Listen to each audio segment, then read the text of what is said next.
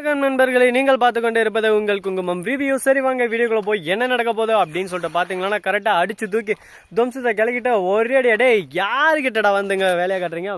இந்த மண்டேஸ்ல என்னை வந்து நீ தோத்தடிச்சுக்கலாம் எஸ்எஸ்கே. ஆனா நான் எப்பவுமே ஜெயிச்சு மேலே வர்றவன் பாத்தியா. இலக்கியாவோட உதவியால கோர்ட்டில் போய் அப்படியே சும்மா ஒரு மனுவை கொடுத்தோம். அவங்களே டேரெக்டாக வந்து டெஸ்ட் பண்ணாங்க. மண்ணெல்லாம் பர்ஃபெக்டாக இருக்குது. இந்த இடத்துல ஒரு பில்டிங் இல்லை சார், 10 பில்டிங் கட்டலாம், இது எந்த பிரச்சனையும் இல்லை அப்படின்னு சொல்லிட்டு இங்கே பார்த்தியா தெளிவாக நல்லா அந்த முட்டைக்கண்ணை விரிச்சு பாருப்பா சைன் பண்ணி தண்டாங்க அப்படின்னு சொல்லிட்டு எஸ்எஸ்கே கிட்ட கேட்டேன்.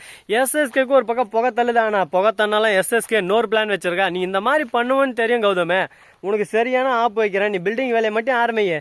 உனக்கு எப்போ வந்து ஆப்பு வைக்கணுமோ அந்த நேரத்தில் ஆப்பு வச்சு உன் பில்டிங் வேலையை இன்னும் எல்லாத்தையும் தரமட்டமாகறான் அப்படின்னு சொல்லிட்டு மனசுக்குள்ள நினச்சேன்னு வெளியே பயந்த மாதிரியே ஒரு ஆக்ஷனை காட்டிடுறாரு. என்னடா சொல்கிற, எஸ்எஸ்கே கிட்ட அப்படி என்ன இருக்குது, என்ன பண்ணுவோம் அப்படின்னு சொல்லிட்டு உங்களுக்குள்ள ஒரு கேள்வி இருக்கும். வேறு எதுவும் இல்லைங்க, ஆல்ரெடி நம்ம கௌதமோட பத்திரத்தை ஆட்டையை போட்டு வச்சுன்னு இருக்காரு.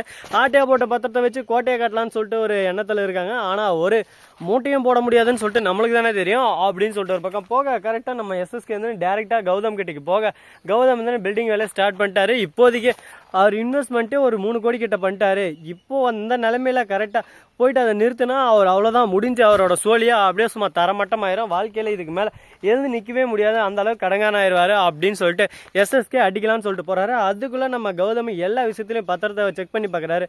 இந்த மாதிரி எஸ்எஸ்கே அதில் வித்தை காட்டிக்கிறதையும் பார்க்குறாரு. அதுக்கு ஒரு மனுவை போட்டு எல்லாத்தையும் அப்படியே சும்மா அழகாக கிளீனாக பக்காவாக ரெடி பண்ணி வச்சுட்டு இருக்காரு. போலீஸும் வர வச்சுட்டு இருக்காரு. எஸ்எஸ்கே வந்தது போலீஸ் வந்துறாங்க. என்னப்பா எஸ்எஸ்கே சொல்லுப்பா, என்னப்பா அந்த பக்கம் நீ தான் ஏதோ போலீஸை கூப்பிட்றேன், அதை கூப்பிட்றேன், இதோ கூப்பிட்றேன், கௌதம் மேட்னு தெரியுமே, நானே வந்துட்டேன், என்ன விஷயம் சொல்லுப்பா அப்படின்னு சொல்லிட்டு கேட்க உடனே ஆவறதுன்னு ஒரு பக்கம் தாம் தூம் தடலடின்னு ஒரு பக்கம் எக்கற இந்த சொத்து என் பேர்ல இருக்குது, இதில் எப்படி எவன் பில்டிங் கட்டலாம், யார் விட்டு சொத்துல எவன் வந்து குட்டி போடுறது அப்படின்னு சொல்லிட்டு கேட்க உடனே கோவத்தில் பார்க்கணுமே அப்படியே சும்மா மூஞ்சி செவக்குது நம்ம எஸ்எஸ்கேவுக்கு. கொஞ்ச நேரத்தில் இன்னும் கொஞ்சம் மூஞ்சி செவக்குது. எப்படா அப்படின்னு சொல்லிட்டு பார்த்தீங்கன்னா வேற என்ன போலீஸ் பலான்னு 4 அடி போட்டது மூஞ்சி செவந்து போச்சுங்க ஒரு பக்கம். ஏன்டா திமிரு பிடிச்ச நாயே, உனக்கு எவ்வளோ திமிரு இருந்தால் இதுக்கு முன்னாடியே வந்து பிரச்சனை பண்ணியிருக்க, திருப்பியும் வருவேன். இந்த சொத்து எல்லாமே கௌதம் பேரில் கரெக்டாக இருக்குது, நீ இந்த மாதிரி எதனா பண்ணுவேன்னு தெரியும், அதனால தான் அரெஸ்ட் வாரண்ட்டோட வந்துக்கிறேன், மாவனே வா போகலாம் ஜெயிலுக்கு அப்படின்னு சொல்லிட்டு ஒரு பக்கம் எஸ்எஸ்கே பிடிச்சி இழுத்துன்னு போகிறாங்க. யார் எவர் என்ன லொட்டு லொஸ்க்கு உங்களுக்கு தெரியாது சார், நான் எவ்வளோ பெரிய ஆள் தெரியுமா அப்படின்னு சொல்லிட்டு கேட்க, நீ யார் என்ன எவரை லொட்டு எல்லாமே எனக்கு தெரியும், நீ கம்மன் நடு அப்படின்னு சொல்லிட்டு அடிச்சு பிடிச்சி ஒரு பக்கம் கூட்டின்னு போகிறாங்க. இதனால் வெக்ஸ் ஆகிட்டு ஒரு பக்கம் சோகத்திலே போயின்னு இருக்காங்க. சரி இப்படி போனாலும் நிறைய பேர் ரோட்டில் போகிறாங்க, யாரா இவன் பைத்தக்காரன் அப்படின்ற மாதிரி ஒரு பக்கம் பார்த்துன்னு போகிறாங்க. எனக்கு அந்த மாதிரி தான் கில்ட்டியாவது ஒரு பக்கம். சரி அதெல்லாம் ஒரு பக்கம் நம்ம கண்டுக்கூடாது, உங்களுக்காக எல்லாத்தையும் சகிச்சுக்கிட்டு வாழ்க்கையில் முன்னேறதுக்கு எப்படின்னு சொல்லிட்டு வீடியோ போடாமல் ஒழுங்காக சீரியலை பார்த்து எப்படி கெட்டு போகிறதுன்னு வீடியோ போட்டுனுங்கிறேன்.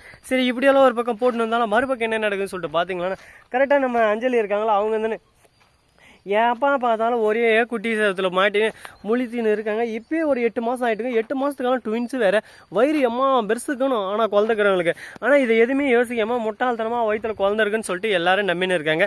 என்னடா லாஜிக்கு அப்படின்னு சொல்லிட்டு எனக்கும் ஒன்றும் புரியல. உங்களுக்கு லாஜிக் புரிஞ்சுருந்தா மறக்காமல் கமெண்ட் செக்ஷனில் சொல்லிவிட்டு போங்க. சரி இப்படி ஒரு பக்கம் ஓடின்னு இருக்க ஜானி ஒரு பக்கம் தானே நம்ம இலக்கியாவுக்கு ஃபோன் பண்ணி என்ன இலக்கியா இப்படி பண்ணிட்டு இலக்கியா அப்படி பண்ணிட்டு இலக்கியான்னு இலக்கியாவை பிடிச்சி ஏறின்னு இருக்காங்க. ஸோ நண்பர்களே, இந்த வீடியோ பிடிச்சிருந்தா லைக் பண்ணுங்கள், கமெண்ட் பண்ணுங்கள், ஷேர் பண்ணுங்கள், டிண்டிங் பெல்லை தட்டி விட்டு போங்க.